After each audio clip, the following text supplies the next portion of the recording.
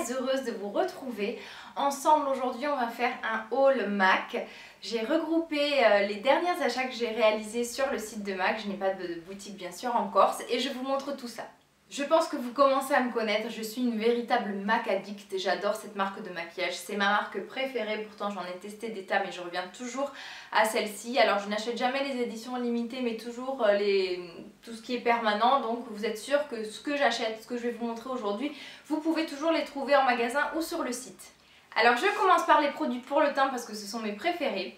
Alors j'ai commandé plusieurs blushs, donc le premier que j'ai commandé ça a été le Peachy Keen. J'en ai entendu beaucoup parler de celui-ci, j'ai été très étonnée par sa couleur. C'est un pêche qui tire vraiment vers le rouge. Je m'attendais à quelque chose de beaucoup plus rose en fait, ou même peut-être un peu plus orangé. C'est une finition satinée vraiment. Le petit souci justement des finitions satinées, c'est que c'est un peu tendance à marquer les pores, à les faire encore plus présentes. Donc j'ai tendance à préférer les finitions mat. Et comme je vous le disais, je pensais vraiment que c'était une couleur beaucoup plus pêche et rose. Et en fait, il y a vraiment des sous-tons rouges. Pour ma carnation, c'est très bien, mais j'imagine que pour des carnations plus claires, il peut être peut-être trop foncé. Ensuite, côté blush, j'en ai profité pour acheter le blush Cantaloupe, qui est un superbe blush dans les tons pêche, assez soutenu, avec des sous-tons bruns. J'ai été très surprise par cette couleur et en fait j'en ai profité également pour acheter cette palette transparente plus l'insert exprès pour les blushs parce qu'en fait j'avais les poudres sculptantes mais je n'avais pas de quoi les contenir. Donc du coup pour ma palette il me fallait encore deux blushs. J'ai pris le Cantaloupe donc qui est plutôt avec des sous-tons pêche. Je voulais me commander un blush rose. J'ai commandé Well Dress mais il était vraiment très clair, un rose vraiment trop fade pour moi, enfin vraiment invisible, c'est vrai. Donc du coup je l'ai renvoyé. Je suis toujours à la recherche d'un blush rose et on m'a conseillé Désert Rose. Donc éventuellement mettez-moi en commentaire si vous le connaissez parce que j'ai déjà pas mal de blush rose. Mais là j'en cherche un en fait sous forme de refil pour compléter en fait ma palette. Ensuite je me suis laissée tenter par les nouveaux blush Mineralize avec la nouvelle présentation. Donc ça c'est maintenant le nouveau packaging. Et ouais moi pas que je suis pas fan mais bon je préférais presque les anciens. Et j'ai commandé le New Romance. Alors là c'est l'un des plus beaux blush pêche que je n'ai jamais vu.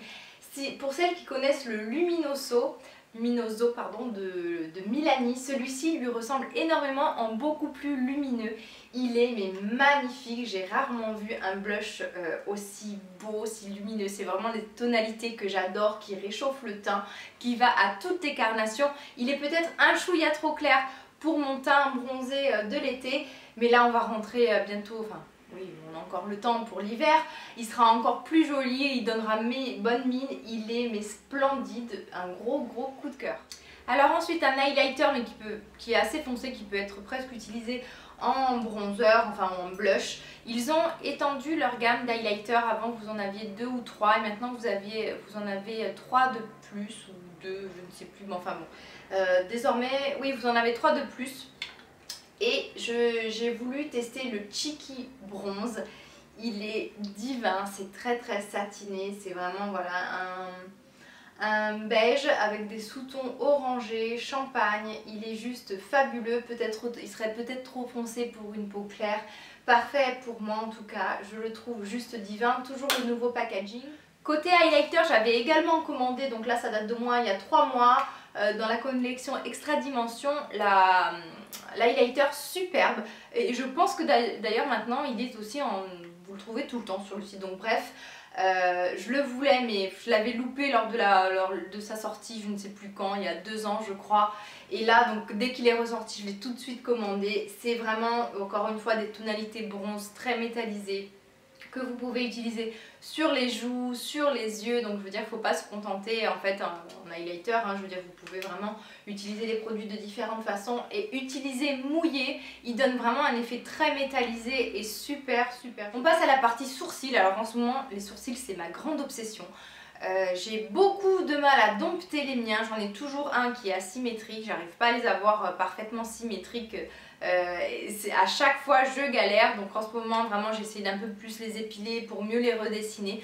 Donc du coup je me suis laissée tenter par les nouveaux mascara pour les sourcils waterproof en teinte bold brunette. J'avais fait l'expérience du Gimme Brow de Benefit mais la couleur ne me correspondait pas du tout. Le Gimme Brow est vraiment un brun froid alors que moi c'est plutôt les tonalités chaudes qui me vont. Donc là c'est vraiment un brun plutôt chaud on va dire.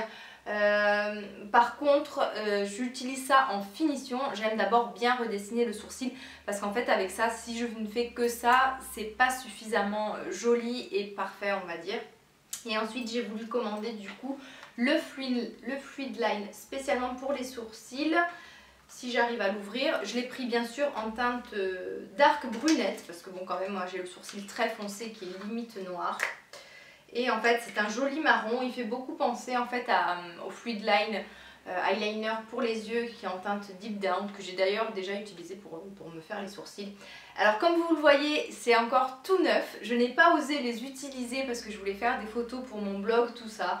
Je pense que la couleur correspond exactement à ce que je recherche, c'est-à-dire un brun avec un peu chaud mais pas trop noir, pas trop foncé. Donc vraiment j'ai hâte de l'utiliser.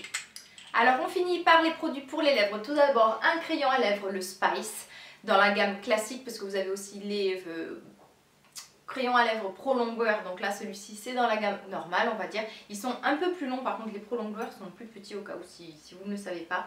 Donc le Spice c'est vraiment le brun passe-partout avec des sous-tons un peu rouges. J'avais déjà le Strip Down qui était un peu trop froid pour moi, donc parfait en hiver mais arrivé avec certaines tonalités de rouge à lèvres ou l'été tout ça, ça fait vraiment un effet taupe sur moi, un effet froid qui était pas joli du tout. Donc là le Spice c'est vraiment la couleur passe-partout qui va je pense à tout le monde, hein, aussi bien les carnations claires que les carnations foncées. J'adore genre de marron que j'ai toujours, je trouve que c'est multi-usage, on peut le mettre avec tout. On peut juste se redessiner les lèvres, un peu les combler avec le crayon, mettre un peu de brillant et ça suffit pour maquiller les lèvres. Et ensuite on finit par les rouges à lèvres. Je suis tombée folle amoureuse des rouges à lèvres Shine Supreme, une finition très hydratante, très brillante. Vous avez vraiment la pigmentation d'un rouge à lèvres, le confort d'un gloss, sans avoir cet effet trop collant du gloss. Alors il y en a deux que je vous ai déjà montré dernièrement dans des favoris parce que je les ai commandés il y a au moins 3 mois de ça. Le premier c'est le Supreme Style, vraiment une couleur magnifique, donc je vous l'ai déjà montré donc du coup dans mes favoris. C'est un, comment vous le décrire, c'est un pêche très irisé avec un peu des sous-tons un peu argentés. Il est un rendu un peu frost, il est fabuleux, je veux dire tout de suite ça... C'est léger, c'est discret, je l'adore. Ensuite j'ai pris le Blossom Culture qui est toujours voilà, un pêche avec des sous-tons orangés, moins irisé que le précédent, toujours voilà, une merveille, parfait pour l'été. Vous avez les lèvres qui brillent avec juste un voile de couleur dessus, c'est magnifique. Deux que je n'ai pas encore osé utiliser, comme je vous le disais, ça fait un petit moment que je les garde de côté pour cette vidéo et pour faire des swatchs sur mon blog. Alors là, celui-ci c'est le Gota Dash. En fait c'est un nude vraiment qui tire sur le pêche. Voilà, encore une fois j'ai vraiment hâte de l'utiliser, c'est un peu des teintes passe-partout pour moi, hein, toutes ces couleurs comme ça un peu nude, un peu pêche, avec des sous-tons orange. J'avais envie de couleurs un peu plus vives et un peu plus gaies avec ce joli fuchsia, le Pleasure Fruit, voilà, toujours un peu framboise, très joli. Je suis fan de ces finitions là, de cette rouge à lèvres, le packaging il est super beau. L'odeur, c'est l'odeur des rouges à lèvres MAC un peu vanillé qui sent le sucre vanillé. Moi je suis complètement fan, vous le savez. Voilà, ce haul est terminé. J'ai envie de vous faire peut-être, j'ai beaucoup quand même de maquillage de cette marque là. Alors si vous voulez par exemple voir tous les rouges à lèvres que j'ai, éventuellement avec des swatchs, les blushs, ma collection de blushs aussi MAC, n'hésitez pas à me le dire en commentaire. Je serais ravie de vous filmer cette vidéo, vous vous en doutez bien. Je vous embrasse toutes très fort et je vous dis à très bientôt. Bye bye.